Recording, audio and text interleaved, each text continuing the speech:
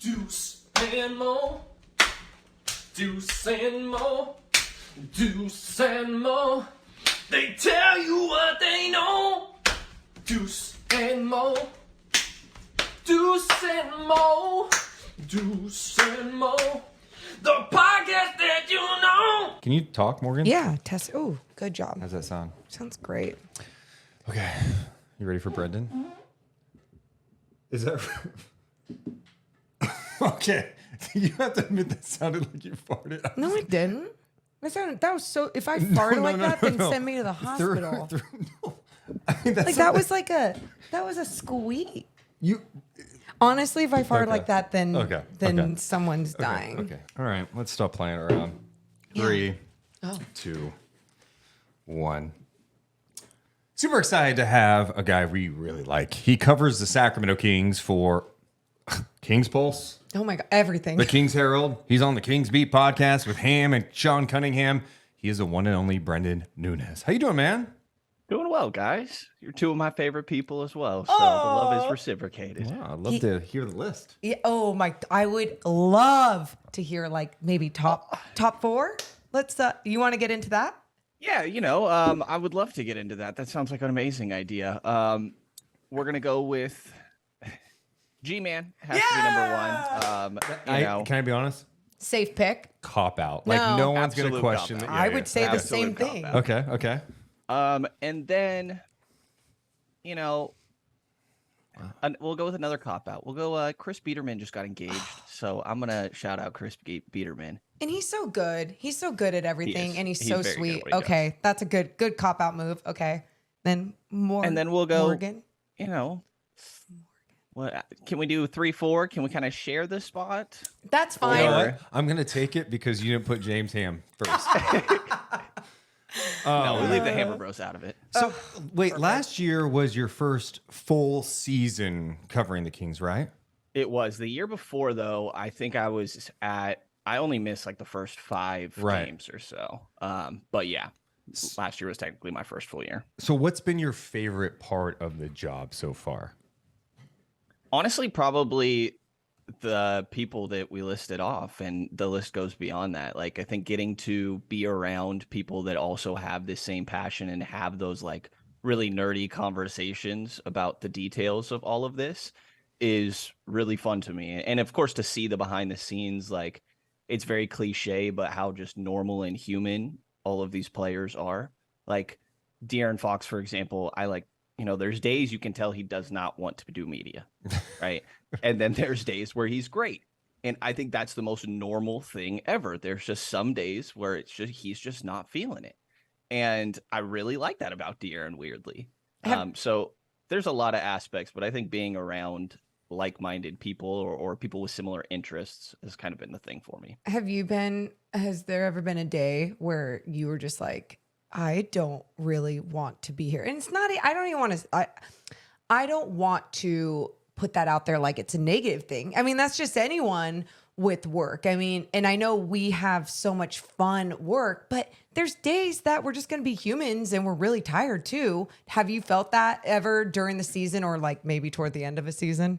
I don't really think so, actually. Love that. I'm pretty excited to go in most days. If anything, it's like, the process of getting there, maybe something else is going on in the day and trying to figure that out, but not really. What about for you guys? I mean, I think the most irritating thing just in general with media, being in the media for so long, is just it's hurry up and wait. And that goes not just to like covering a team, but even when I worked on Good Day Sacramento back in the day, it was like, all right, you get to a location at like 5 a.m. It's like, all right, your first hit is at 5:57. You're like, okay. Or, if you're waiting for players' availability, it's like, hey, media availability is at 1:15, and then you walk in there at 2:35. But that's it. I love being around it. Like if I could go and be around basketball every single day, the practices, the shoot arounds before the game. If we had access to practices like for a longer period of time, like that'd be cool. I think there'd be a few of us that would always be hanging out in there. Oh, yeah. Like it's fascinating really seeing what the coaches are saying, how players are reacting to it. I understand, why teams don't allow that and everything. Especially too, like if it's like the Warriors and there's punches going on and everything. But truly, yeah, I guess for me, I think toward the end of the season, I don't get tired except in my room when I'm in my makeup chair and trying to shove on like more and more makeup for the 100th time of the season. That's the only part of the job that ever tires me out. Everything else, pretty great. I'm just blessed to be naturally beautiful, You so are. I don't understand. Look at that skin. I know how it is, I don't know Brenden. that people realize though how much time we, like all the media people, spend together, because like to Deuce's point, we're sitting there waiting specifically for like practices for a long time sometimes, and it's just us in that room, all just talking and hanging out with each other, I guess. And I'll say there are days where, like, instead of talking to you guys, it's like I need to set up my wall, my boundary, and just like be on my phone. No, it's true. Like you can't be on 24/7, and I'm not going to just fake it with the people that I like. I just go, hi, and then I go to my phone, go to X, Instagram, whatever it is. Right. So don't call it X. I know. I still don't like it. I don't Twitter. like it. It's Twitter. Yeah. I'm more of a Threads guy now. I'm making the shift right now. I'm trying. Same. Here's a question for you. What's been your most embarrassing moment in the business? And be honest. This is a good one. Yeah. Actually came to mind right away.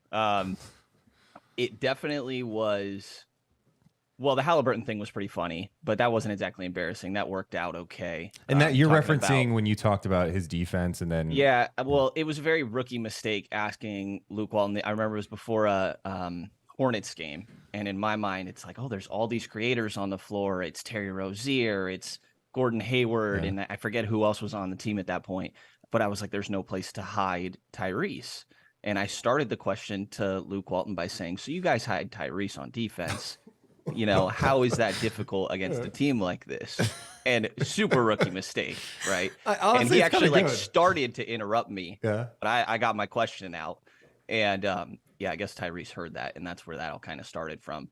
But I think the maybe most embarrassing or like learning moment thing for me is after there was the shooting in downtown Sacramento, there was media the day or a game the day after. And James Ham wasn't there very rarely, right? I think it's the only game all year. He'll tell you, the only game in who knows how many years, but he will tell you. It was, I just didn't recognize that how much that needed to be discussed amongst in post game.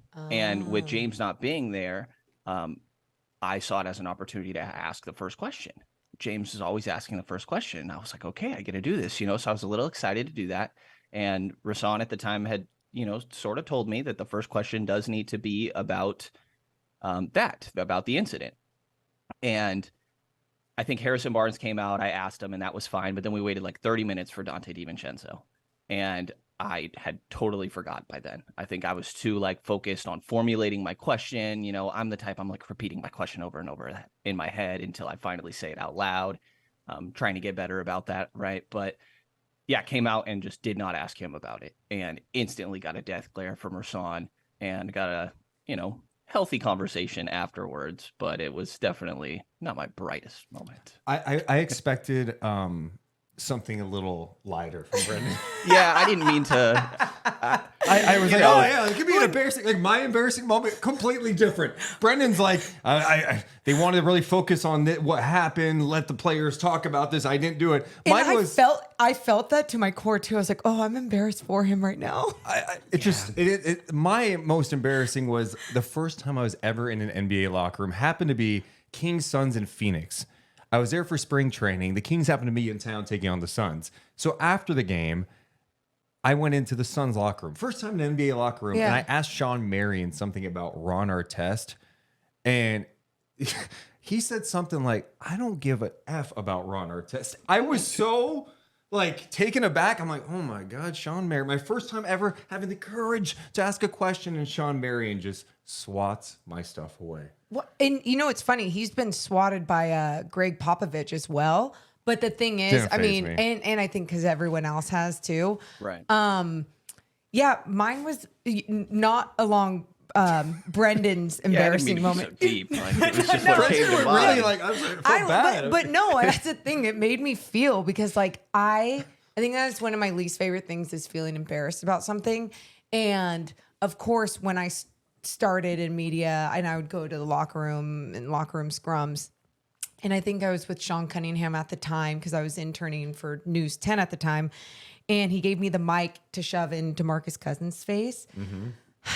I think I remember You this. got like, and by the way, I'm the only like woman in there, and I'm just like trying to feel good and confident. And he goes, "You want me to eat that or something?" Because I guess it was too close. And I'm just like, I remember I felt hot. My pits started sweating. I wasn't wearing black at the moment. It was just a bad all around moment. So, yeah, embarrassing times, dark times for Brenden. God, Brenden. Well, I also was on a game-to-game like media pass, so I was like, "Oh my god, I ruined it," you know. Actually, I do think that was very beneficial for me because I came in my first game and was like, I better ask a question today to give them a reason to be there tomorrow. And I think if you go a while of like not asking, you could start to get it in your head. And so I think it was beneficial, but I was stressing. Good job pushing yourself though, because like that's even, I mean, especially when something, obviously it feels like it's been happening more and more around the world where a serious incident happens, whether it's in our city, around the world, and you're supposed to talk about that. It becomes difficult, but I have a difficult time just being in there and asking a question altogether. I don't know why, but I've been doing this forever, but I always just do not feel confident in there with the microphone asking a question. So good job just pushing yourself. You hear some of the questions though, right? It's like, you're not going to be worse than some of these, to be honest. And that's the thing. I think I don't want to be bad at all. And I'm just, my question asking skills, they've gotten better, but they're still not up to where I want them to be. And that's why I like to analyze. You also overthink. I mean, I do. literally ask these players questions on TV immediately following the game. Like, it's just you. So, like, to me, it's a little more challenging for you to face that than in the media, in the media room where, how I've always tried to think about it is don't ask some dumb, obvious question. Like, I never want the players to look at me and go, "Did you really ask that?" That's my goal. I don't ever want that. Yeah. Because what Brenden said is so true. Like, there are times of the year where some of these guys, even if they're the nicest guys ever, they just don't want to come out and answer questions. I mean, think about it. Every single day, every practice, you look over, there's all this media, and they want to ask you, like, so, like, last night. It's like, I'm trying to move on. There's a game tomorrow. I don't want to talk about this anymore. Especially a scrum setting. Yeah. It's the most, like, aggressive thing. Like, being a person that is getting interviewed in those scrums, I can only imagine like what that feels like. It's got to be so, to Morgan's point of like have to put microphones in people's faces and like that, you got to get tired of that. I have a great idea. And I have a great idea. What? We should all, as media members, everyone all across the country should have to be put into that same situation before every season to kind of, hey guys, just remember they're human. This is how it feels. And then we pepper each other with media scrum questions. Brenden, who you're dating? Do you like her? How long have you been dating? You know, just like really aggressive questions that no one wants to answer. Let the players ask us. Yeah. If they're open to it. Ooh, that'd be good. Oh, I would feel very uncomfortable. Yeah, the scrum setting is always fascinating. And you know, I think last year was like the first full year again. It kind of went back to normal where your scrum setting was around. The Zoom days, you know, you'd raise your hand. All right, let's go to Brenden. Brenden, you got a question for De'Aaron. Well, now it's like you're in the scrum, and God, sometimes people are so aggressive with their like talking over each other just to get a question in. And when you hear a bad question, to be on top of somebody, yes. If there was a camera isolated on me during a media scrum, you would see me rolling my eyes, stepping away. I get irritated because I think we can do this in a more structured fashion. You go one at a time, one time. Why are we talking over each other to ask like, all right, so how does it feel to go against the Warriors in the playoffs? Cool. And you almost have to like interrupt the player or coach if you want to get your question off, right? You have to predict when their sentence is going to be done and then try to be the first to talk. And if somebody else talks same time as you, it's just who's going to keep going. It's very, it brings a lot of like anxious energy to a pile of people trying to get the best information that they can or have a conversation with an athlete. Yeah, I think we should change that back. Yeah. Just be normal. Yeah. Like normal people that just ask each other questions. Yeah. Brenden, do you remember the first game you ever were credentialed for? Yes, it was against the Pelicans. Okay. And I was at one point trying to find where to get to courtside. Mm-hmm. And in the email, they give you these weird directions. Go southwest in this black wall. I'm like, I don't have a compass on me. I don't know where I'm going right now. Why do people still give directions that way? I have You could no tell clue. me west, north. I would not know where to go. Same. No. Same. I mean, and by the way, I think because we're part of a different generation that didn't use compasses, I don't know. Like it has to be something. I just look for the brightest star, and that's north, Yeah. I think. And then never eat soggy waffles. I don't know. I was trying to look for courtside, and apparently I was right where the players walk in from the other team, and I got in, in Jonas Valanciunas' way accidentally, but I didn't even see him coming. I turned around, and he's ginormous. I always say that's the biggest floral shirt I've ever seen in my life. So that was definitely my like, oh, I'm here moment, I am proud that you remembered that because I actually went and looked up which game you were first credentialed at. How did you do that? How did you find that? Yeah. Why is that public information? I probably tweeted it or something. Morgan. Wait, did you go Right. stalk him for this? I prep for interviews. I like to get to know people. Okay, so it was against the Pelicans. Do you know who won that game? Ooh, this is a good question. Well, probably not the Kings that year. Kings won 112-99 to improve to 4-4 on the season. The Pelicans fell to 1-8. What's crazy about this is the Pelicans ended up being a play-in team that year, and of course the Kings did not remain at 500. Here's the next question: can you name the players who are still on the Kings from that team? De'Aaron Fox and Harrison Barnes, Okay. and that's it. Oh no, okay. Last year? No, not last year. No, Year it's before. November Okay, 3rd, so- 2021 was actually the date. for That was game. wow. It feels like you've been around forever. Keep going. Well, he has, but Yeah. There's more. Is Davion the answer? Davion, yeah. And one more. Can you get this? Keon Ellis? No. Alex Len. The That's a four good players one. left from the first time Brenden Nunes was credentialed at a game. Do you know the first game you were credentialed? I don't know mine. Yeah. No. I do. I believe it or not. That I was do. like 20 I years do. ago. Okay. What? It was actually an ABC 17 game. years ago? It was Kings, Suns, ABC. Mike Bibby, I believe, hit 8 or 9 threes in that game. That was You guys, I It's don't 2007. recall 2007. my first game being credentialed Yeah. at all whatsoever. Yeah. So I have a shitty memory. Brenden, it's been fun to see you grind to get where you are, and you've got that hunger and that thirst. What makes you want to be in this business? I just love sports. Like my two big outlets and comforts really in life have been sports and music. And, I originally bought this microphone to try and make music and decided against that one. Wait. Pause. Stop. Stop. Are you a singer? Hip hop? Are you a rapper? Definitely rap. Yeah. What? Why? Why have we not heard any of this yet? Oh, there's good reason. could you- Maybe I'll show you guys something one day. Could you but, give us a little? Just a little? No, don't think so. Not happening. What happens if Morgan dropped a little beat? I don't know how to drop a beat. Not happening. Not happening. No, and there's no beat here. It's not even consistent. I don't know music. Okay. Although I'm get ready. I'm tickling the ivory a little bit now. Okay. He's trying to learn how to play D, some C, piano. We both are. Wait. I'm not even making fun of this. So were you bad at it? Do you realize, I'm not good at it? Oh, I definitely was bad, but I did it for like a couple years actually, and I'd like to think I got a little decent. But Okay, this is what makes me a little upset about Brenden. Yeah. And this is why I'm so glad we're talking to him today, because I feel like you and I, the more we've gotten to know Brenden, we're like, there's so much there. Like, not only is he a hard worker, he grinds in the business. We'll get back to the grind in a second. But you and you're such a great person, but you also have these other talents. You have this personality that I think needs to shine and come out at times.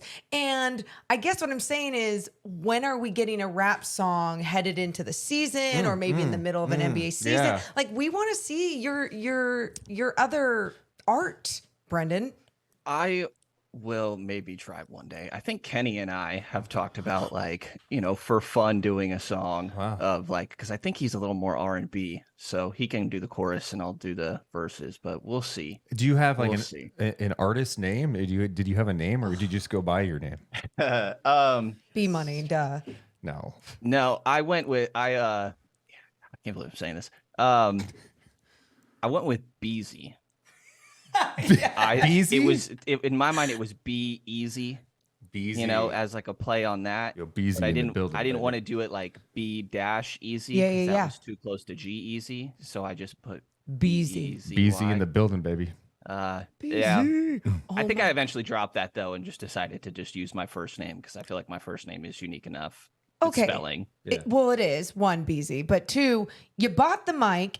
You thought, hey, I'm gonna try out some rap. Like, I like hip hop. What took you into the next the next step? I do have to cut this off though for a second. Why? I want to guess his influences. Oh, okay, please. Mac Miller. Ooh, good one. That's a good one. Are you just that gonna? it? Are you gonna go? I do like Mac Okay, Miller. okay. Do you have one? G-Eazy on it too. No, not G Easy. Okay, I 'cause will that's say. Beezy. I don't know. Who wore Drake? some of your who were some of your influences? Drake has to be up I really there. liked Big Sean. Okay. Ooh. There was a smaller guy named Fora that was a little bit more kind of venting music. I definitely initially did it as an outlet. To be honest, my high school girlfriend broke up with me. I was super hurt about it. And one day I was like, I'm just going to write something. And my dad would have me journal when I was younger. And I just started ever since he had me do that, I was just like, well, I'm just going to rhyme it, you know? And so it was very much a emotional outlet for me. And then eventually I kind of just started doing it a little bit more. So he's like an emo rapper. Yeah, type yeah, thing. yeah. No, not necessarily. Just, I mean, he was just singing. He No, was that's just cool. rapping about a his little more sad experiences. at times for sure, but there's a balance. No, you know? but at least you expressed yourself. Did you ever? So you have recordings, right? Yeah. Okay, stop. This is great. It is great. I want to hear. No, I'm saying to him, he's going, yeah. And Somebody I'm in like, at college, I went to NAU for one semester, which is its own story.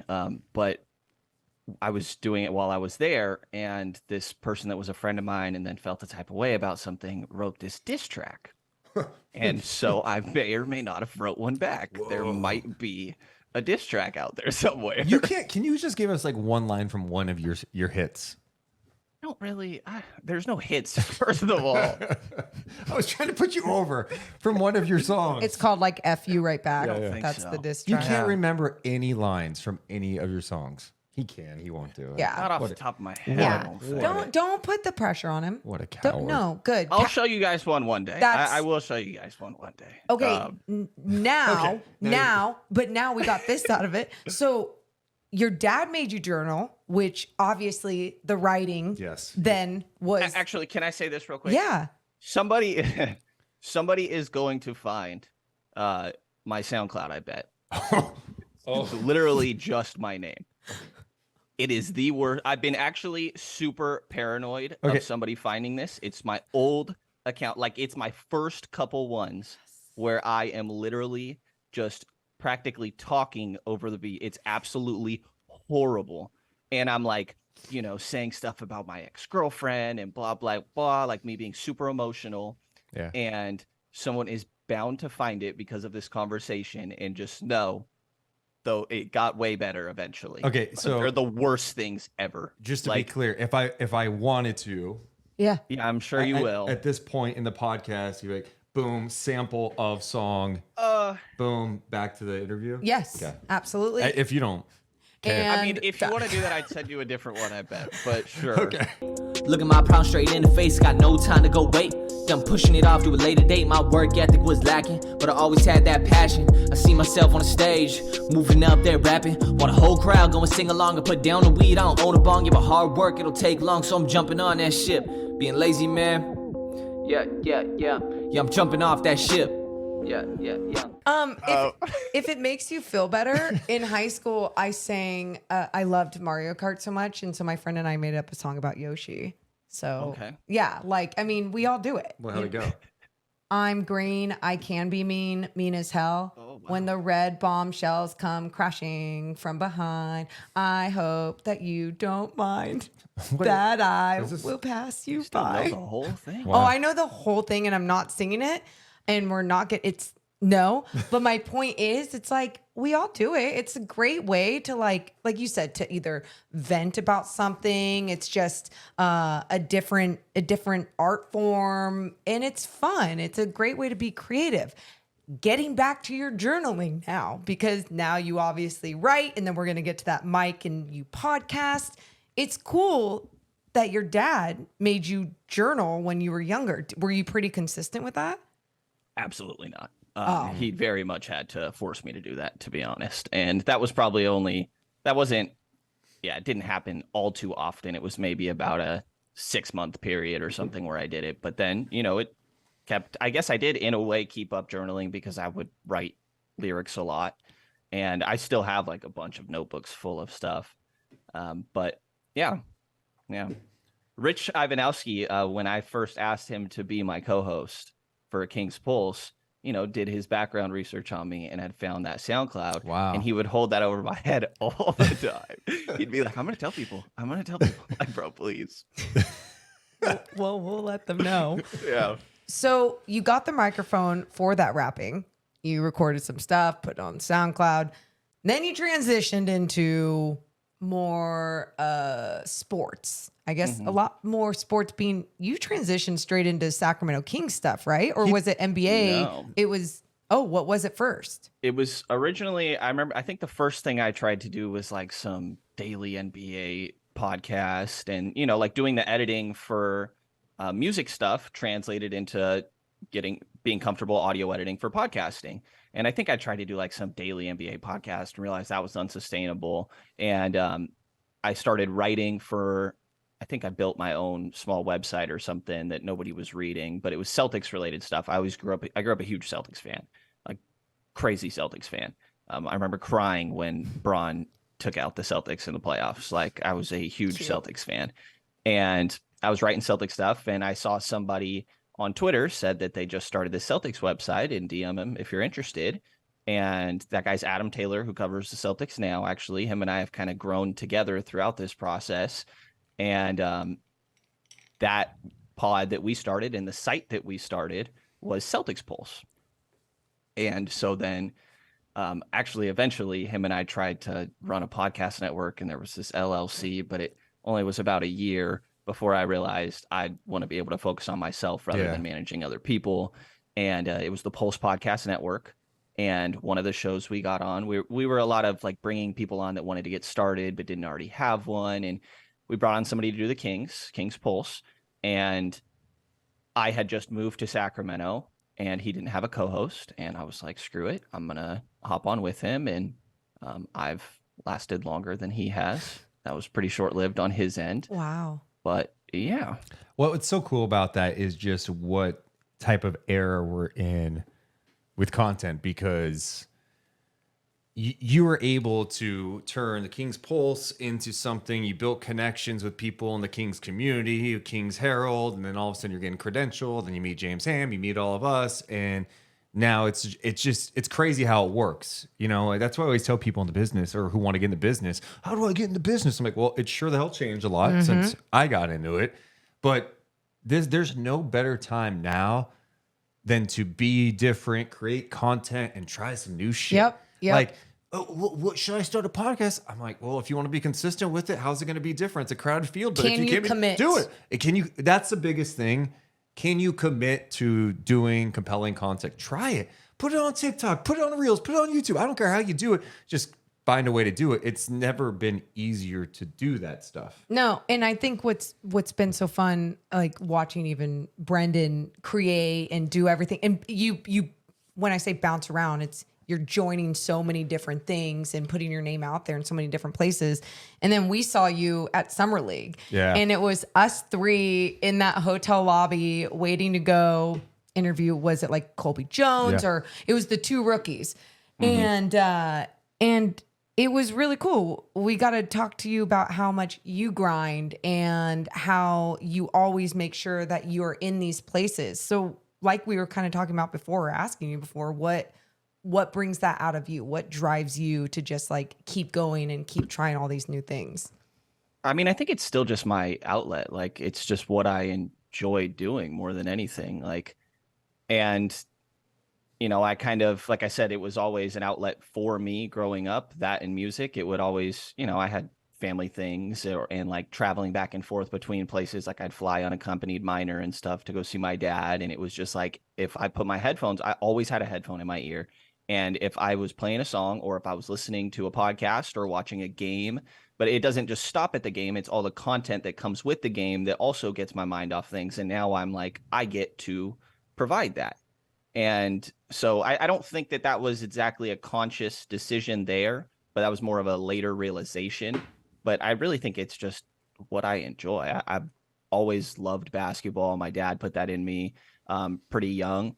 And I tried a lot of different sports, but basketball was just the one that stuck with me. We've got more with Brenden coming up, and we're going to focus in on the Sacramento Kings offseason, expectations, a ton to get to. But we should mention that this episode is presented by our friends over at East Sac Fitness. Morgan, East Sac Fitness is a great spot to go to if you're looking to get back in shape. We're talking functional fitness.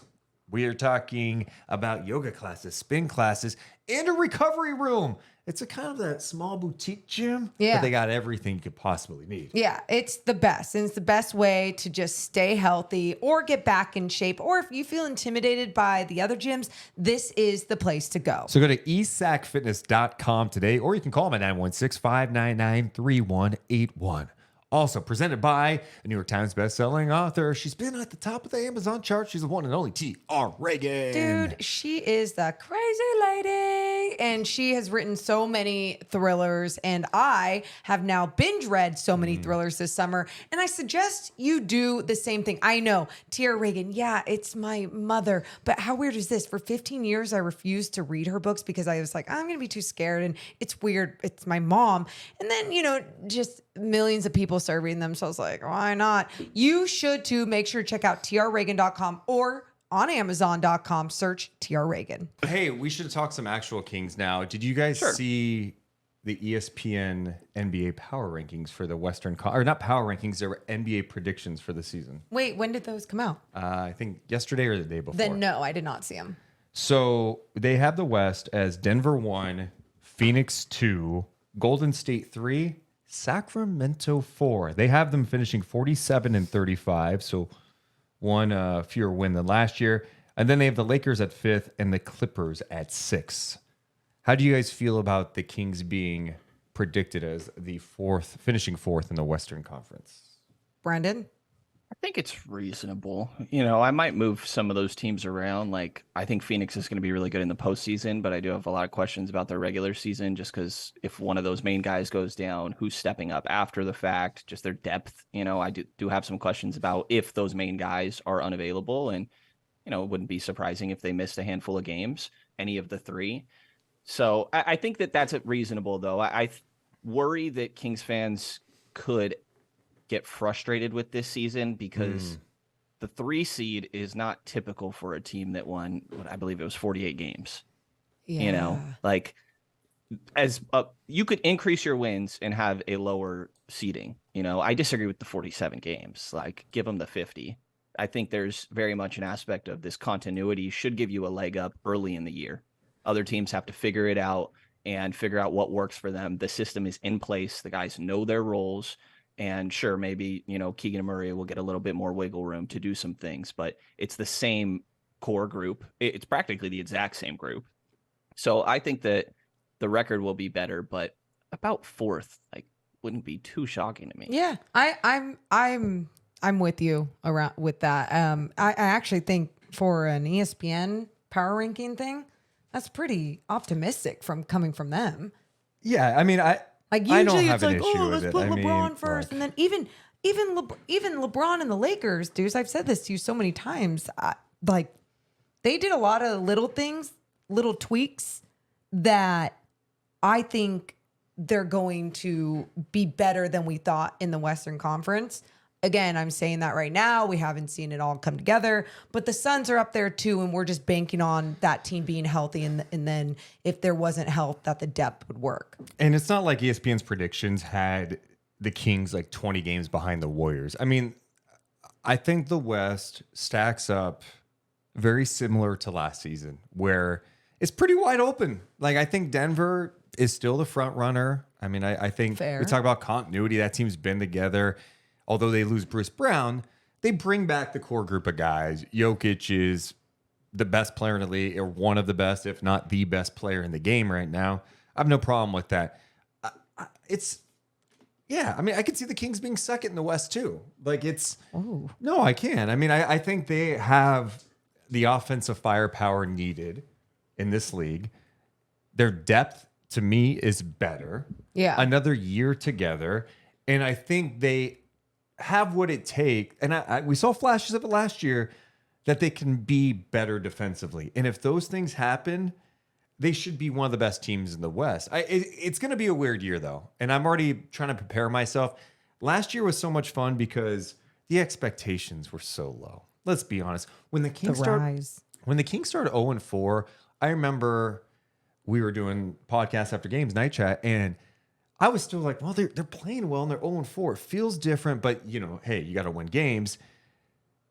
If they start 0-4 this year, fans would be losing their minds. The expectations are just going to be completely different. It's still stupid. Last year was the come up. It was fun. Every win. Oh, it's so awesome. Can you believe it? They're a season Everyone best. else around the league loves the Kings. Yeah. That lasts 1 year. Yep. No, and that's it. I still think they could be a fun team, but the expectations are going up big time. Yeah, and Brenden, that's exactly it. It's like that was their identity to a lot of people last year. It's like, this is fun, so we're all going to root for it. Now this year, because people are going to see that there's actual talent, and I'm talking about from around the league, people are going to be haters. People are going to want to beat the Kings a little bit more. And I think for fans and their expectations, you guys, no matter how the season starts record-wise, like, get over it. And I'm saying it to us right here. I'm saying it to everyone else out there, because I personally measure a team and their identity after like 15, 20 games, right? Like, that's more when you can see, okay, who's healthy, who got better, who's showing this type of improvement. Our team's finding ways to slow down Keegan Murray even more, whatever it's going to be. But yeah, I'm always a wait and see person.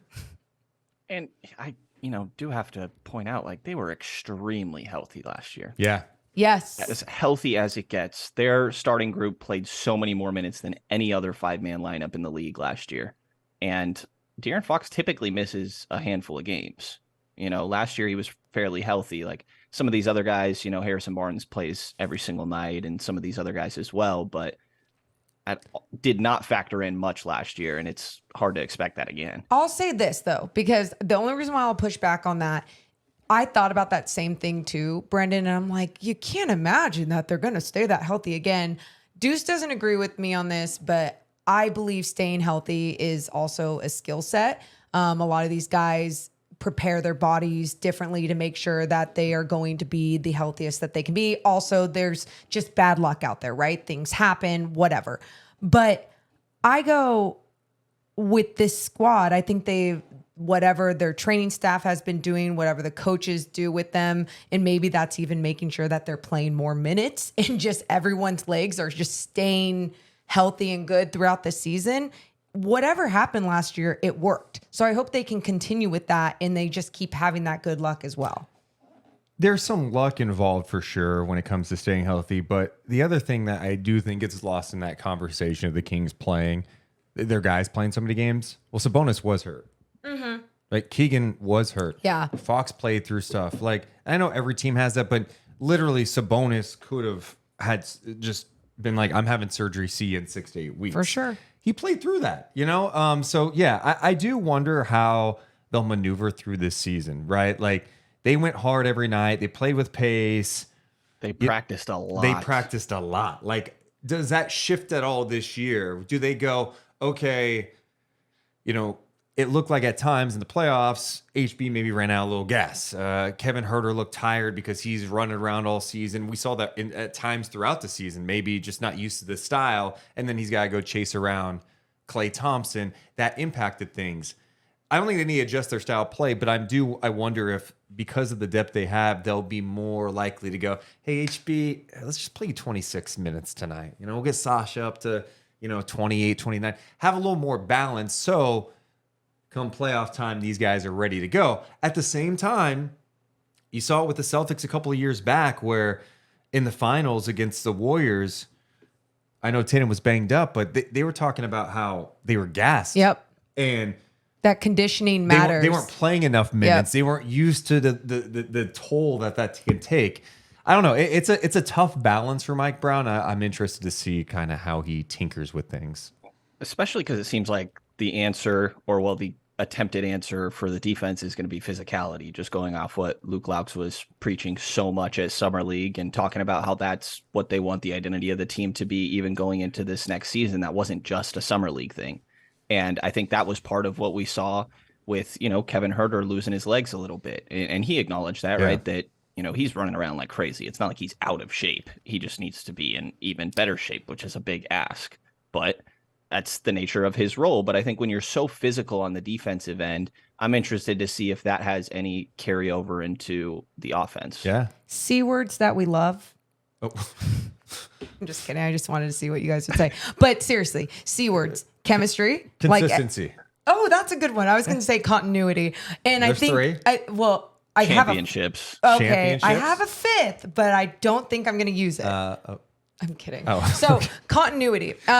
You just talked about using, a lot of physicality depending when it comes to them playing defense and relying a lot on being more physical. And I think sometimes when we throw out the words like chemistry and continuity, some people go, does that really matter? And it does, because then you not only really start to build something together, but that trust that comes with it and understanding when I play with Sabonis, I know he likes to be here defensively, so I need to be 2 steps over. Then when I'm playing with Alex Len, he's slower, so he's going to be here, so I'm 1 step over.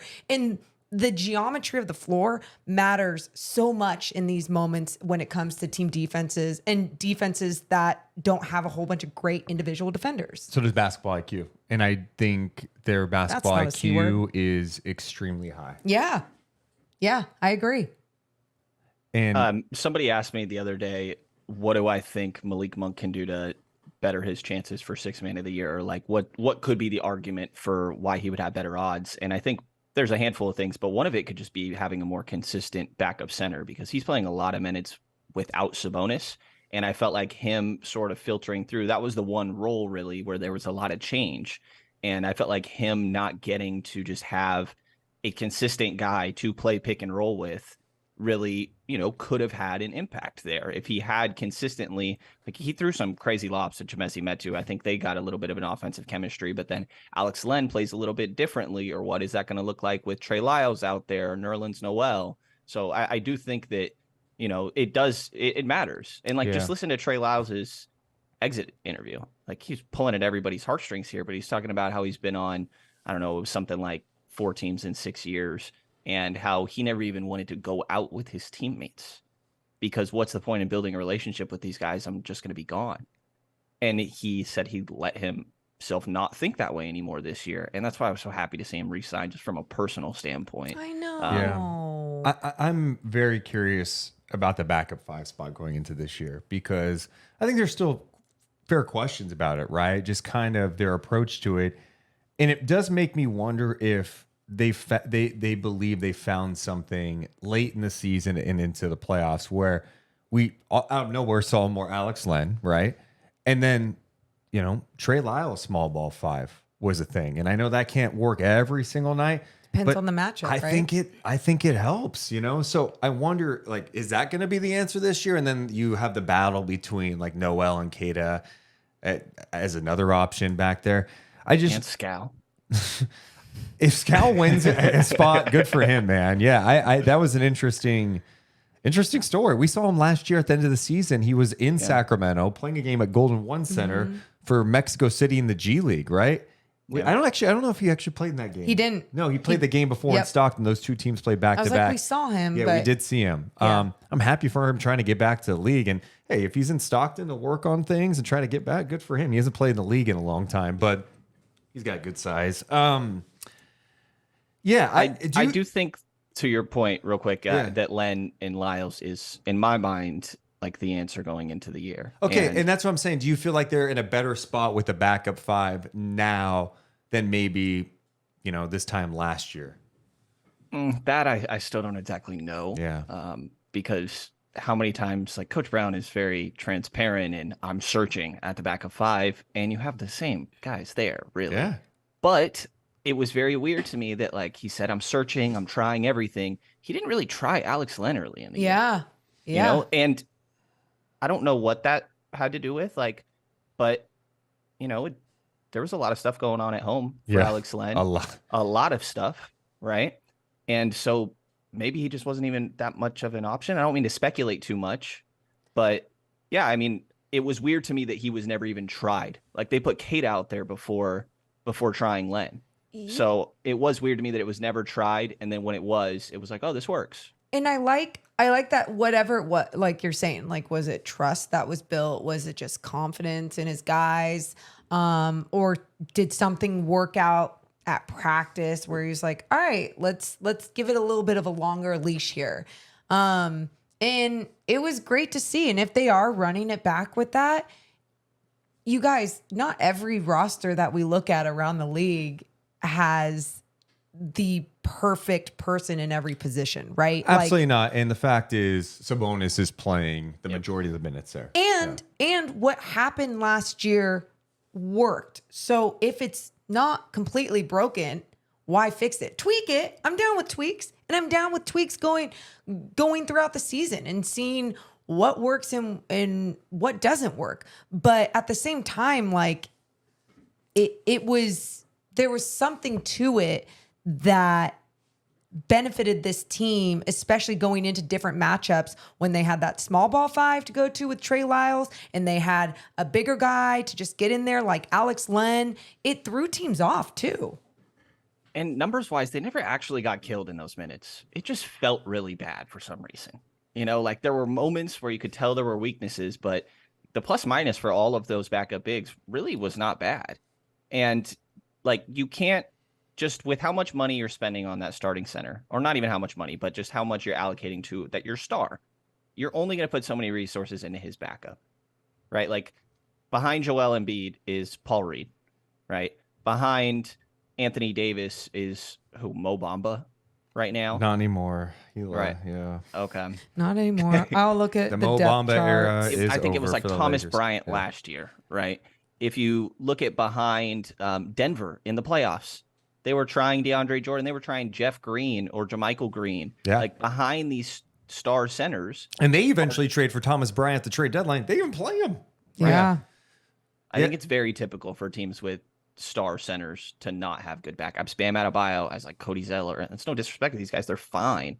And to be fair, the Kings might have the worst of all the backups I mentioned. But Yeah. I just think finding a couple of guys that you believe work will be great, because last year it was a revolving door from Metu to Len to Keita to sprinkling a little Rashawn Holmes. It was hard for the whole team to really build anything. And I think with Mike Brown, like we were saying, having more confidence in what he has now allows the team to create the identity around them too, with those other rotations when those guys are in. I'm also eager to see Sabonis this year. One, you have to assume, I guess, that the hand is good, because we haven't heard anything about him needing surgery or anything like that. I don't know about that. It seems like everything's fine. So him healthy. And I'm sure that we talked to Brad Miller after the playoffs, and we were talking about Sabonis and, him not taking that shot, that mid-range shot in the playoffs when the Warriors were sagging off of him. And how much was that confidence? How much was that the hand? Who really knows? I'm eager to see what Sabonis did this offseason, because in the playoffs, your weaknesses get exposed. Every team does it. And that was his weakness. He was clearly not ready for them to completely just play off of him. We've seen that happen with players. I think he has the ability to knock down that shot. And I want to see the Kings implement that more into the offense, because if that starts dropping, I'm not saying he needs to settle for it. He's so good inside. He's so good with dribble handoffs, and he's the offensive hub for this team. I just want him not to hesitate with that shot. And, the Warriors kind of gave the rest of the league the formula. Yeah. Like that's how this works, right? And so if you have not developed your game or like added ways to counter that, then the rest of the league is just going to copy paste. But I'm with you. I think that he can knock down that mid-range shot. I think we've seen him do it plenty. It just wasn't like comfortable. It wasn't that part of the game plan. It's not how he prefers to play. And obviously, ideally, it's a 3-ball. But I think with how much they're doing these DHOs, like near the elbows and everything, that is a fine spot for him to be pulling it. But I'm pretty confident in it. But, there's a lot of reliance on it going into this year. Who are you most excited to see next season, and why is it Keegan Murray? Well, the hype around Keegan is crazy and coming from everywhere. Like, this off the dribble stuff is real, I think. And I'm very excited. I do think the answer is Sasha, though. Oh, well, I when I said that, I realized it could be, but I don't know. I'm excited for Sasha. I love that I'm answering the question. I'm excited for Sasha. I really am.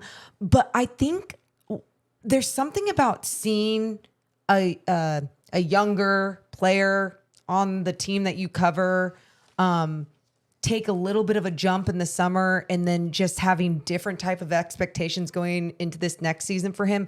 I don't know. That to me is more of that journey that we get to watch, that we get to celebrate with him. That makes me excited. Yeah. I watched a lot of Sasha, and that is like the most beautiful non-NBA basketball that team ran. They ran a very similar offense. Like, I think Sasha with Domas is going to just be gorgeous offense. I don't know what it's going to look like defensively. I'm not like sure that this is going to work. I actually think the big adjustment is just like, is he comfortable in the United States, in Sacramento? Like, if you're not comfortable with where you are, like, that's going to leak over to on the court, because he has everything on offense. He does it in hardly any dribbles. Like, he's a perfect fit for this offense in my mind. Defensively, we'll see. I think he competes and is physical. But, there's a lot of guys on this team that have defensive question marks. So I don't know that that'll necessarily not get him minutes. But I think that one's more interesting to me from a, like, where do they find his minutes? Because Keegan's going to play. And I agree with you. I love watching the journey. And he's probably the X factor this year, right? Like, we know what Fox is going to do. We know what Sabonis is going to do. Not to say those guys can't take a jump. I actually think there's a decent chance that De'Aaron Fox could take another jump. He's still extremely young. But Keegan Murray is definitely the most anticipated one, right? Yeah, I agree. I just, got to be careful with young guys. I just feel like and I understand the excitement, but I think also the excitement is more from a King standpoint, long-term. Like, we believe he can grow into this. Is it this upcoming year? Maybe it could be. Maybe he does take a big-time jump, and we're like, oh, my God. He was really good last year, right? Like, he was really good as a rookie to be able to shoot with that type of efficiency, catch and shoot guy. You got Klay Thompson, Paul George raving about his shooting ability. But I think the thing I got most excited for was seeing him in the playoffs go through kind of the funk in the beginning and then end up being one of the better guys for the Kings toward the end of the series. And then he comes in and plays 2 games at the California Classic, and you go, oh, so you're seeing the growth not only late in the year, but into the summer.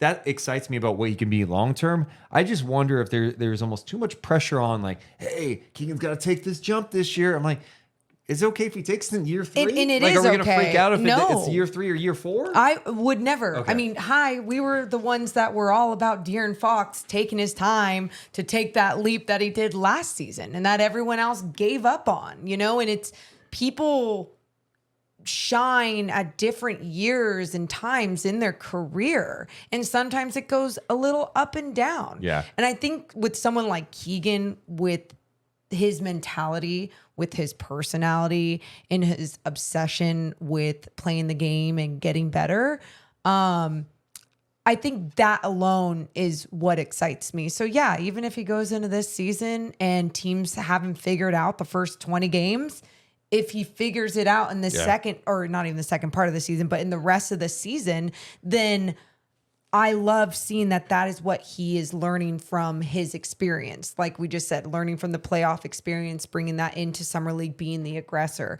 And then what is he going to do when teams all were watching that and going, this kid's for real, let's stop him. How is he going to fight back and try and make another leap over that? And even if he is just slightly better this year, right? Because I'm pretty confident in his shooting ability. All right. He made what?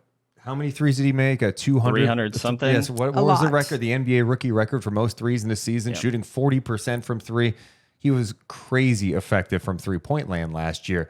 So if he just slightly adds to his game, if he plays with a little more confidence, attacking the basket, not getting his shot block, attacking with authority, busting out some step backs, and you can hit the catch and shoot still, it's going to open up so much for this Kings offense. And I think that's what makes the Kings so scary, to be honest. It's just, okay, if Keegan's slightly better, Fox is good, Sabonis is good. Kevin Huerter just turned 25. He can get better. Today, right? Yeah, as we're recording this. Yeah, as we're Sasha, recording. we know what he can do offensively. I mean, there's a lot of shooting. There's a lot of firepower on this offense. It's going to be difficult for teams to stop all of it. It is. And I will push back on one thing Morgan said earlier that, the jump De'Aaron Fox took last year. I'll push back a little bit. Okay, what? I think he did get a little better as a shooter, right? But I think that De'Aaron has always been this guy. Maybe not always, but the last couple years. Statistically, and I mean, statistically, it wasn't. And I think where you're going is to the pieces around him over the He never had any spacing. He had how many different coaches? 100%. And the clutch stuff, fair. how would we ever have known if he was clutch when the Kings are down 30 going into the fourth quarter every game? He actually had a couple moments. I think he had a moment in Miami early in his career, a put back dunk or something. But the clutch stuff, that could have been there the whole time. But we just wouldn't have known. He did take a leap even with his mentality, though, and just being more of this leader, being I don't give a shit who's around me or what's happening. I have to be a better player. But you're right. Obviously, being in the right situation is going to help you take the leap as well. The De'Aaron Fox timeline in Sacramento is very interesting, right? His first year with George Hill. That's kind of weird. Then his second year surprised everybody in the league. Oh my God, the Kings are now worth 39 games. Okay, then that falls apart. The whole Bagley era, disappointment. They draft Halliburton and Mitchell. De'Aaron Fox, before that season where they traded Halliburton for Sabonis, he had games, but man, it just did not look right. And the second that Sabonis got traded here, it seemed like the first game. The hug. That I think will be That's right. It'll be a mural on our podcast wall at some point. But that was such a weight lifted off his shoulders to have someone as skilled as Sabonis be with him, and it brought the most out of De'Aaron. And then they put the pieces around him. But I'm with you. I've always been high on De'Aaron. I've been a Fox truther for a long time, and to see him. I think he did take his game to the next level, because it's one thing to have these games every once in a while, but to do it consistently every single night, to hit those clutch shots when everybody in the building knows that late in games, it's you taking over, and you still find ways to do it and take over games. We were just doing a show on NBC Sports California we recorded, which was a season review show. And we were going over some of the top moments. And one of my favorite games was the game against Dallas last season. It was Kyrie and Luka's first game playing together, and De'Aaron had 26 points in the fourth quarter and overtime.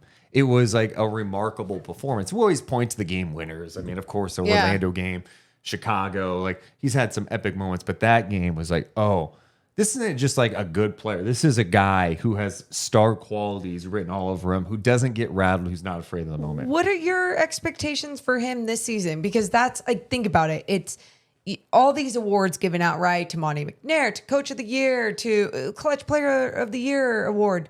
What else do you need to see from him this season to be all right, he took that other leap? Probably as a leader and as a defender. And I think those go hand in hand. I think we saw progress as a defender for sure. And a lot of that is just effort and there's more reason to lock in when you're not getting destroyed in a game. So I think that makes sense and was a factor before, but I think it's mainly that. And it doesn't have to be being vocal, right? He's talking about like he's going to lead by example guy, and it's just who you are as a person. Not everybody is like this rah-rah leader, and I think that's totally fine.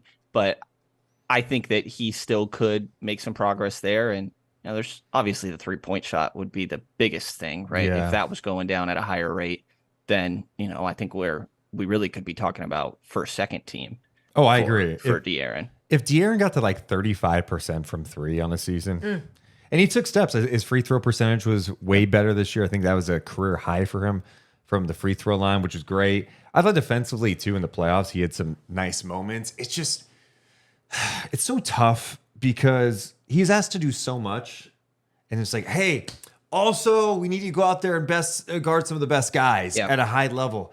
And that's Mike Brown's kind of challenge to him, right? Like if you're going to be the franchise guy, you gotta be able to do both things. And it's not an easy thing to do, but I think taking some pressure off of him with even more weapons around him should help that, I think.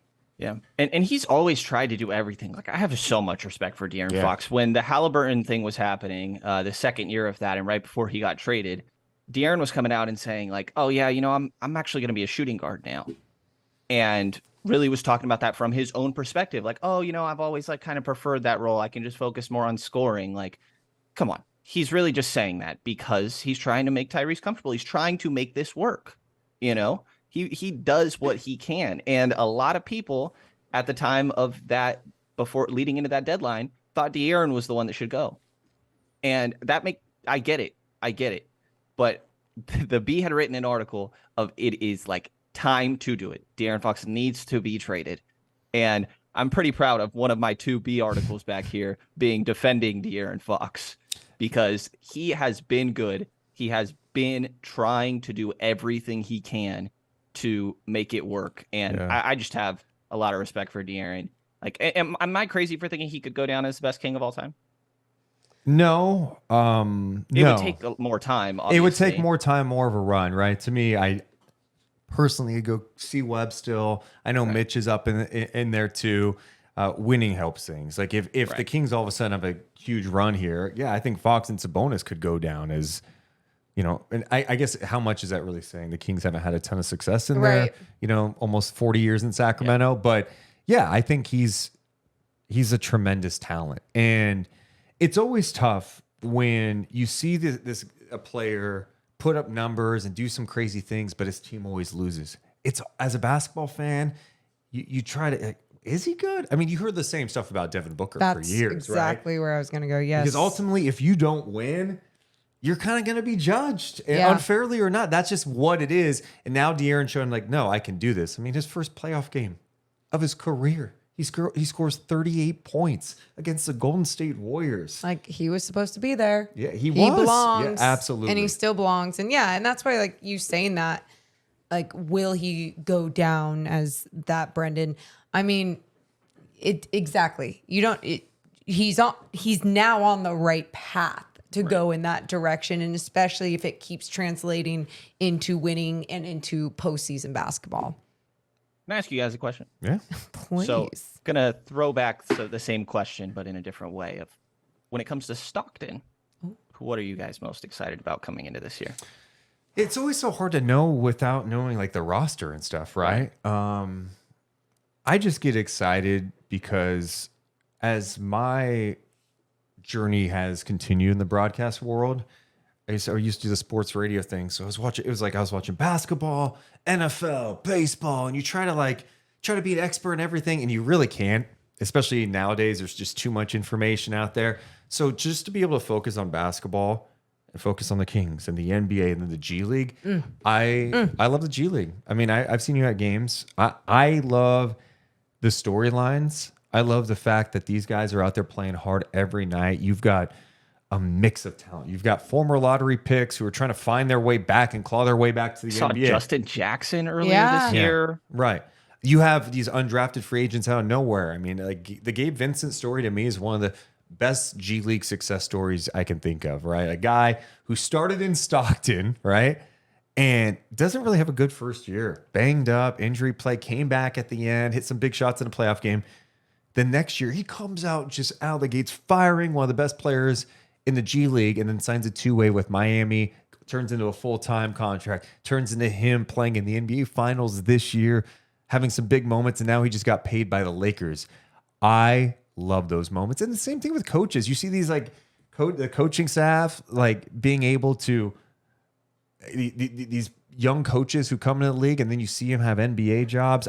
That's what I love about the it. Growth, I'm the journeys, like the stories, kind of like you're saying. But selfishly, when you asked that question, I went straight. My mind went straight to broadcasting, and it goes there because I think for us, we're so passionate about basketball, right? But then we're also so very passionate about our craft and being able to have the opportunity to analyze the sport, the game that I love the most and am obsessed with. I get so excited every year for the G League season for mostly that reason. Now, I also, like Deuce was kind of saying, it's like a movie sometimes for some of these people. excited for Lindsay too. You get to see these new journeys for the coaches, for these players, and you get to be the one talking about it and kind of just I don't know, just really sharing their stories alone is fun. Having that outlet and that platform to be able to do that. So yeah, I'm so excited for that. You guys are amazing at as a broadcast You duo. shut your mouth. You guys are great at it. I think you complement each other pretty well. Thanks. The prep has to be really difficult, right? Like I go to a game and I'm like trying to figure out who's on the other team, and I'll show up and it's like not even, there's a couple guys not there, or a couple new ones. Like how difficult is prepping for that? Deuce is really good at prep. It's Really good at prep. Thank you, I guess. You are. It's time consuming. I think some people, because we're going back behind the scenes again. I like this. We're going behind the scenes a little bit. So for people who don't know, play-by-play color analysts, they usually have a chart in front of them with all the players listed, with all the names and facts about every player.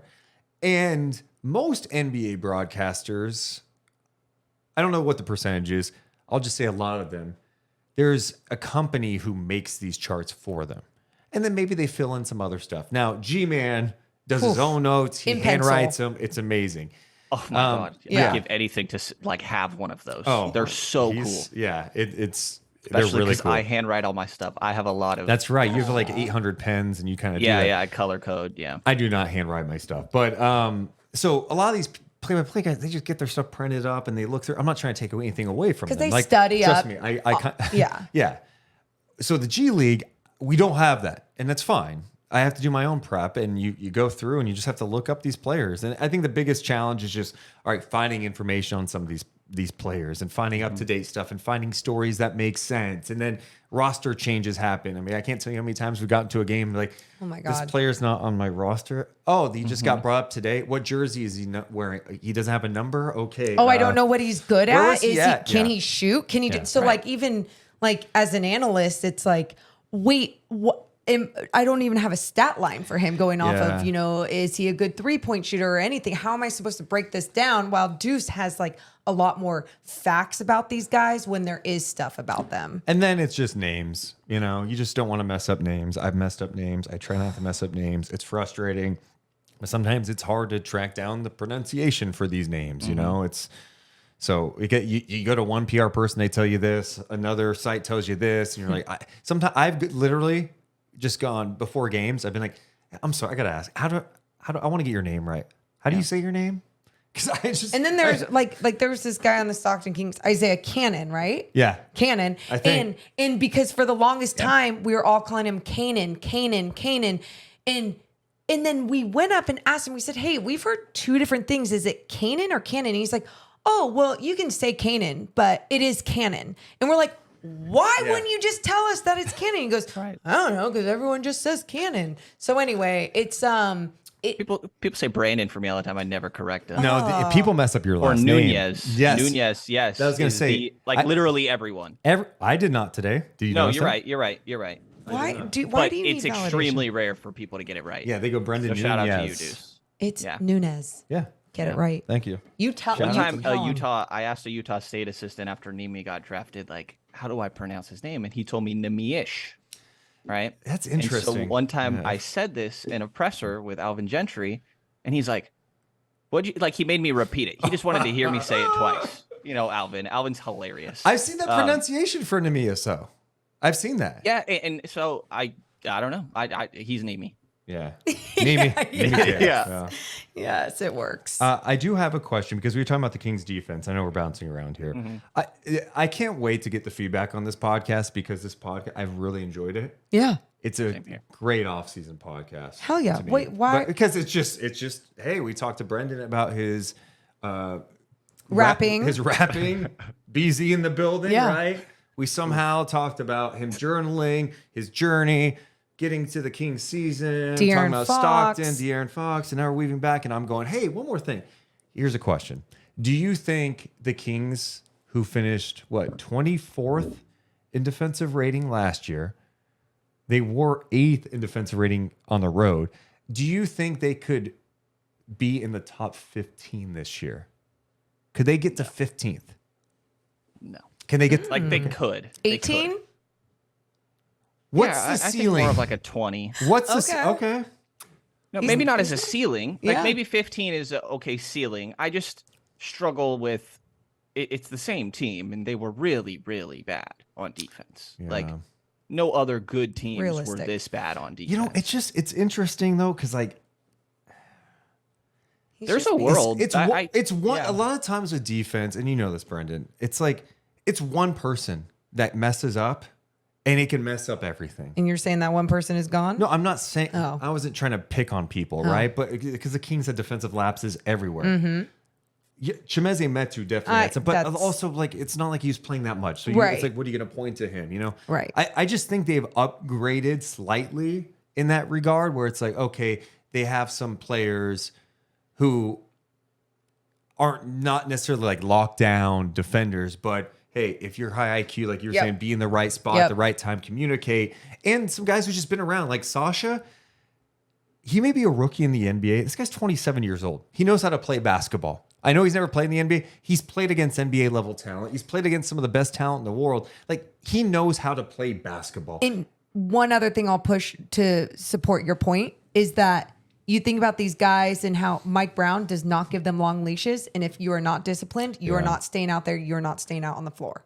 Yeah, so I think they could get to 15. I wouldn't predict they can get to 15, but I think that would be a ceiling for this group. Yeah, I think as a ceiling, that's fine. I think Duarte is really interesting in this conversation to me because, you know, you look at a closing lineup of Fox and then one of Herter or Monk, right? And then Barnes, Murray, Sabonis. The Herter Monk is a huge defensive weakness, just to be blunt, you know. Teams will say, I want that guy late in scenarios and get that guy switched onto him. And Duarte's a lot better defender than I think some people realize. Like he was very much touted as a 3-and-D player coming out of college. And I think there's interesting stuff there. Like if he, you know, clicks on offense and he has pre-built chemistry with Domantas Sabonis, which more so in my mind also just means in a dribble handoff system, which I think is pretty valuable, that maybe you don't have like this standout weakness defensively in some of your closing lineups. Actually, you know, I'm interested to see if Colby Jones gets a little shot here and there too. I'm a big Colby Jones guy, and I'm interested to see how long that takes. But as you can see by the Jemias Ramsey thing behind me, I sometimes get a little too excited about early players. Yeah, but Jemias was also a very young player when he got to the league. Yes. Very young, right? I got some Robert Woodard playing cards over here somewhere too, though. Look, there was a time in which a lot of people got caught up in those guys' wingspans. You know, it was a huge. You saw like, hey, if they could get this and this, they could be great NBA players. Obviously, not totally ready as those guys continue their journeys, but yeah, I think Colby and Duarte are going to be fighting for that TD role, right? And maybe they can make more out of that. I think Duarte's chemistry with Sabonis is going to be helpful for sure. Like those two guys feeding off each other, and then like. I'm really fascinated to see Davion Mitchell this year. It's a big year for him. I know we had him on the podcast about a month Great ago. interview, by the way. Thank you. Thanks. And I am eager to see if all that work on his shot translates into the season, because the reason he wasn't on the floor during the regular season at times and into the playoffs, because the teams didn't want to guard him, right? They didn't feel like they needed to guard him because they didn't trust his jumper. That got exposed more in the playoffs than anything. You know what he does defensively, but if he can knock down the three, if he could show that he's a little more comfortable in this offense in the second year, like, he's going to have to play. So we just went up and down the roster going, oh, this guy. There's going to be some guys who don't play that are good enough to play. Kessler Edwards, maybe? Yeah. Kessler Edwards is still on the team, right? Yeah. Like it's a good problem to have. It's called, it is, I mean, but- depth. It helps people at practice, you know. as long as everyone's bought in, right? That's the biggest thing. But that is their culture. Sure. There we go. Another C word. That is their culture that Mike Brown has built in that one season. And Monty McNair has shown that he likes to bring in guys that like to buy in, that have a certain mentality. And the growth, it's working. Yeah, I mean, coach is going to make you sign a contract, another C word, which has got to be a little, it's pretty cheesy, right? Just full of C words right now. Like, come on. I mean, that's like high school stuff, you know? Like, I see how, I love Mike Brown. I think he's a absolutely phenomenal coach. He's my favorite person to talk to by far. I see how a coach can just get tiring. Like, if he did that to a team that just didn't have his back, if they lost the room, they would roll their eyes so hard at that. I would say this. But it's fine because they're bought in. They're bought in, but I would say, like, last year, some of the extremes that we saw, whether it was signing an all-in contract, you know, or I'm trying to think of the other thing. I mean, just calling those quick timeouts. And Right. he was trying to establish something. Yep. Right. And he was trying to establish what they do, what they're about.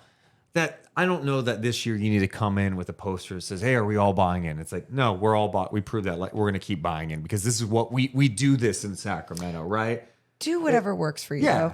You know what I mean? It's like, I think a lot of people we heard around the NBA even say Mike Brown has this college coaching style when it comes to his practices and holding lots of practices and running his guys. And there's something about that I've always truly agreed with, that I think there is something special about that when you have the right team to do that with. And maybe that's not going to be, with a whole bunch of superstars, but you have the right good players in the NBA on your team that respect one another and that respect the game. It's going to work. So if it's not broke, don't fix it. Right. I think having stars that respond to that style of coaching is the most important thing, right? Because then everybody else sort of has to fall in line. Yes. And he's got to be the perfect coach for De'Aaron. Like, I think that De'Aaron, sometimes can need things pulled out of him. And Mike Brown will absolutely be the one to do that. And has been. Agreed. So what type of expectations do you have going into the season for the Kings? Like, do you have a win total that you're like, they got to get here? Or do you have a certain, like, how far they need to go to meet your expectations? Like, second round appearance, conference finals, competitive first round series. Like, what are you hoping to see? Second round of the playoffs. Yeah. Like, the regular season is still going to matter. I'm excited to see how this offense looks and how they attempt to get better defensively. But I mean, everything's measured by your postseason success, right? And now there's not this monkey on your back of the drought. Like, and I don't even know how much the players really cared about that, but you got asked about it all the time. So I'm sure that it does matter, and it matters for the city, obviously, which the players care about. I'm not saying it didn't matter or anything, but that's not existent anymore. Like, they're not just going to celebrate making the playoffs. At this point, you got to do something while you're there. And if they went to game 7 again in the first round, had a competitive first round and didn't make it, I wouldn't call it a disappointment. I mean, maybe a disappointment, but it's certainly not a failure, right? Yeah. So to me, it's just one more step further in the postseason. Yeah, I think Fair. it's a great goal. And I think that should be the goal. I do like to remind people, if you go back to those early 2000s Kings, that 98, 99 team that made the playoffs, they got bounced in the first round for a couple of years. They had to go through it, and they had to make tweaks to the roster and get better. I'm not saying the Kings need to follow that same path that team did. I'm just saying that team ended up being a team that was talked about as a championship contender. They made it to the conference finals. It's so hard to get there. But I see a path for the Kings in the next few years. Like, I'm really high on what they have. Like, I like Fox and Sabonis, and I think Keegan can grow into being a really, really good player in this league. Everyone's kind of the same age. Yep. I think and they've got flexibility too going forward, where you look at the roster and go, there's ways to tinker here too. And truly, I mean, what Monty McNair is showing kind of what his identity is as a GM, and Mike Brown as a coach. I am just trusting this path, and I believe it can keep going in the right direction. So do I. I don't know why I just had this thought, but it was Instagram you figured out my first game on, huh, Deuce? Look, man. It was. I take deep dives, man. I take deep dives. Actually, I spent, there was a portion of yesterday I was going back to find Brendan's first tweet. And then I went, that's not that interesting. And then I went to, I wonder what his first tweet about the Kings was. And then X started acting up, and I gave up. So. Oh my God. Boo. It'd just be fun to kind of look at. Yeah, no, that's what I'm saying. Boo to X. I thought you were booing me. No, I'm booing X. Boo. Brendan, I didn't anticipate us keeping you this long. So You're totally fine. Thank you. Secondly, what do you have coming up? Do you have anything you're working on? Anything you want to promote for the upcoming season? I don't know if you've got plans yet. Yeah, not exactly. It's okay. It's literally August 27th as we record this, so it's okay. Yeah, potential new work. I interviewed for a couple places recently, a couple different places, so we will see. Okay, let's put the good vibes out there. Fingers Kings crossed. Pulse has been. I'm transferring RSS feeds, and no longer with Blue Wire. It's mutual decision, so there's been a delay there in content, but that'll start back up here soon. Cool.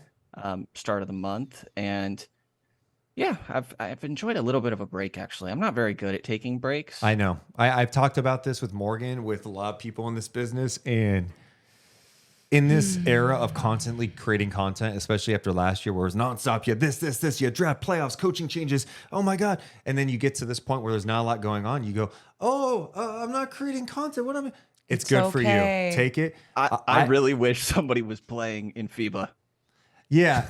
See, I go back and forth because you know what? I think for me, taking this time, I take this time and I start watching things that aren't. I watch podcasts that are not sports related or basketball related. Yep. You guys really like the Good Friends podcast, right? Weren't Bad you just at the comedy? Bad Friends. I said the Good Friends. You know another podcast that we love. Rick, you know who Rick Glassman is? I don't. It sounds familiar. Take Your Shoes Off podcast. Oh, okay. Amazing. So I've been soaking that up. Yeah, we were at the Comedy Store, which amazing. We took off all last week. Andrew Santino, Bobby Lee, Rick Glassman was there. Star-studded lineup. I love comedy, and the Comedy Store is iconic, legendary. But amazing. also watching, especially how they do podcasting, how they create and everything. It's so good for our brains and the way that we want to get better and create. And when I say we, I'm even pointing to you, and I'm saying, make sure that you're taking that time and trying to soak in something else. Taking time off is not going to kill you, especially if you know that like you are committed and you're going to jump back on. Yeah, you're going to get back into it. To come the season, it's on. So like I take the time to start thinking about, okay, what can I do different this year? You know, Morgan goes, let me change the podcast wall again, like I do every single year. And then I start thinking about, what could we do on this show? What could we do this year? A night chat. It's fun. It's fun. I've been trying to learn football more. Yeah. You know, like I like all my basketball related stuff is typically X's and O's and like the details. And I'm definitely still trying to learn that more. But it's hard for me to like really get into other sports because I don't know those details. But you know what? Don't know play calls and stuff. But it's fun to kind of get that the learning process from the beginning because like I don't experience that anymore, you know, but to feel that over again of like trying to like, okay, I always say it as the why, not the what, right? not what happened, but like why did it happen? And I feel like I'm okay at that in basketball. Certainly still learning a lot more, but definitely trying to at least dip my toes a little bit in football. Yeah, there are people who get paid millions of dollars who don't know any of the X's and O's in sports, right? True. And especially in football. And football's a complicated game. There's a lot that goes on in a football field that people just don't know and most people don't. But I think nowadays there's more information than ever for fans to consume. Fans are smarter than ever when it comes to consuming sports. Back in the day, it used to be sports radio people and TV personalities come on with these big opinions, and we'd all listen and go, okay, that makes sense. You'd read about maybe in the newspaper or online forum. You didn't see the game because not every game's on TV. Now, every single game's on TV. In football, they're like, all right, here's the all 22 tape, and you can look at all the formations. In basketball, we could look up any game. We could watch any game. They're all on TV. We can go back and watch games. You have synergy accounts that people somehow get, and you could break down film. Fans are smarter than ever, so everyone who wants to be in the content game needs to step it up and get to that level if they want to make good content. That's how I look at it. And so I like your approach. You want to learn.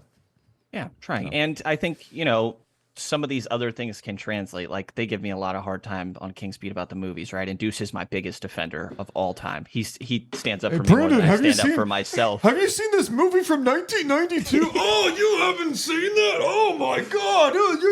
What do you watch the movie? Okay, but I'm trying to watch stuff a little more. Like that's good. Just to be able to have a make a comparison to something in basketball to something in pop culture. Like I can't make comparisons. I literally just do basketball and music. Those are my only two things. And I really don't venture out of it much. So I'm trying to a little bit. I think my favorite advice that Deuce has ever given me is that like, you're not just competing against the other basketball stuff. You're competing against all entertainment out there. Yeah. Everything. And consuming that other entertainment is beneficial, And it's not all about the benefits. Like sometimes I should just, enjoy myself and not try to learn something. But well, it's also like, just enjoying yourself. One, but in this business, there's so much competition. But it also like you can uplift and bring people in, and we could all make each other better and put each other over. And you say that, Brenden, but like I literally watch everything with the mindset of like, oh, how could I take that into hosting? Right. Oh, how can I take that into analyze? Like I'll watch What Happens Live with Andy Cohen, which is reality television. They'll do like a Real Housewives, and then they'll have a post-game show basically breaking down things in the way that he'll have certain segments and bits. And I'm like, ooh, that's a great way to get someone talking. Ooh, Deuce and I can do that after a shitty Kings game. It's those little things that I'm still enjoying what I'm watching, but it's always on my mind just because it's fun and I'm obsessed with it. Right. Well, it's clearly working. You guys do great work. You guys also, just to give you your flowers real quick because they're well-deserved. You guys work, I didn't know I could cuss until Morgan did. You guys work your ass off. And it's really, we're gonna have to bleep that. Really admirable. We're gonna have to bleep that. Sorry. Yeah, you're too kind, Brenden. So do you. We've seen the way that you've grinded throughout all of this. Thank you. I mean, one of the big things for sure is just getting around the right people. And like, some people can be a little gatekeepy and not want to tell you certain things. You guys have never been that way, answered questions, been open to it. And actually most people in Kings Media, like it's definitely a big help has been like being able to pick the brains of people. So I appreciate you guys, and you do amazing work. Thank you. You do too. Keep it up. Enjoy it. We'll talk to you again, I'm sure, before the season starts. Thanks for hanging out with it. This was a long podcast. This is a good one. Thank you for hanging out with us. Normal Kings Beat episode right here. You know what? You're right. You're right. This is nothing for you. It's like, hey, Scal just re-signed. Let's do 90 on it. Hour and a half, yeah. And always before, Sean's like, can we keep this one to 45? Yeah, totally. Ham's like, I got 45... I got a 45-minute set for myself. Right. Can we? Well, we appreciate it, man, and we'll talk to you soon. Thanks for having me, guys. That's the one and only Brenden Nunes.